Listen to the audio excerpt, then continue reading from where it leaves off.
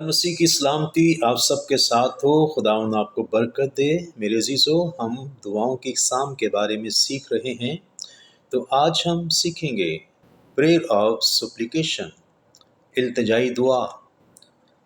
عزیزو، ہم ایک ایسے خدا کی عبادت کرتے ہیں جو دعائیں سنتا ہے اور دعاؤں کا جواب دیتا ہے، اور اپنے بچوں کی ضرورتوں کو جانتا بھی ہے اور انہیں پورا بھی کرتا ہے۔ آج ہم دیکھیں گے اور سیکھیں گے کہ پریئر آف سپلیکیشن جو عاجزی کے ساتھ التجا خداوند کے حضور میں کی جاتی ہے، تو یہ دعائیں وہ ہیں جس میں ہم اپنی ضرورتیں خدا کے سامنے رکھتے ہیں، اپنی کمزوریوں کو مانتے ہیں اور خدا سے ہم مدد طلب کرتے ہیں۔ ہم چند نکات پر غور کریں گے۔ پہلا نقطہ یہ ہے کہ مانگنا ایمان کی علامت ہے۔ Asking shows faith. متی کی انجیل اس کا 7واں باب اس کی 7ویں آیت کا پہلا حصہ ہے، مانگو تو تمہیں دیا جائے گا۔ خدا چاہتا ہے کہ ہم اس سے مانگیں۔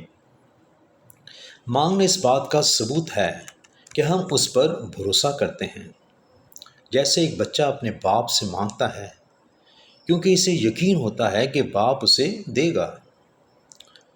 اصول ہے کہ جو مانگتا ہے وہ پاتا ہے، جو مانگتا نہیں وہ پاتا بھی نہیں۔ مسیح جب زمین پر تھے، جس نے خدا مسیح کو پکارا، اندھے شخص نے پکارا، خداوند نے اسے شفا دی۔ جنہوں نے نہیں پکارا وہ ویسے ہی رہ گئے۔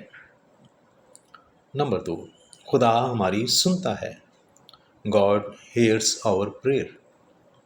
یرمیہ 29:12 میں لکھا ہے، جب تم مجھے پکارو گے تو میں تمہیں جواب دوں گا۔ دیکھیں، خدا دور نہیں، وہ ہر دعا کو سنتا ہے، دعا چھوٹی ہے یا بڑی ہے۔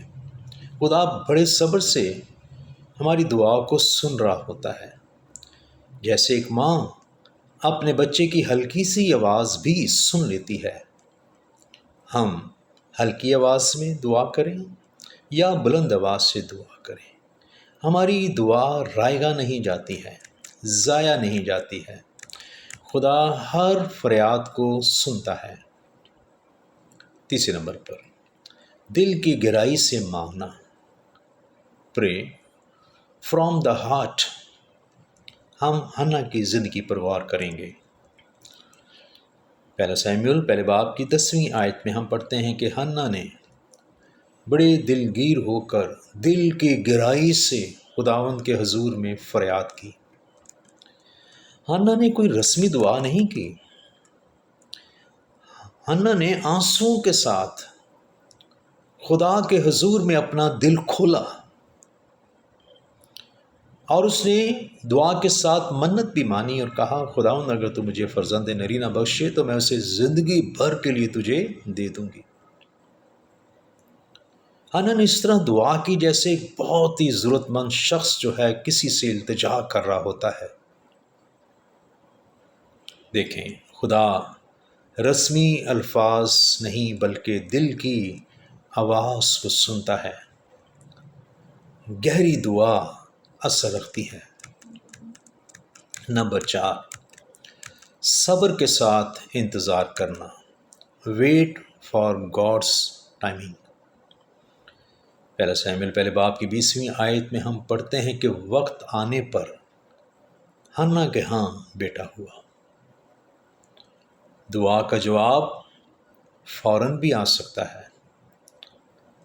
دیکھیں، خدا کا وقت جو ہے وہ کامل ہے،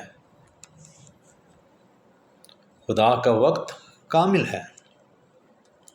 جیسے بیج بونے کے بعد فوراً پھل نہیں آتا، کسان بیج بونے کے بعد بڑے صبر کے ساتھ انتظار کر رہا ہوتا ہے۔ تو ہم دعا کرنے کے بعد جلدی نہ کریں، بلکہ صحیح وقت کا انتظار کریں۔ خدا صحیح وقت پر جواب دے گا۔ 5ویں نمبر پر، خدا جواب دیتا ہے، گاڈ آنسرس پریئر۔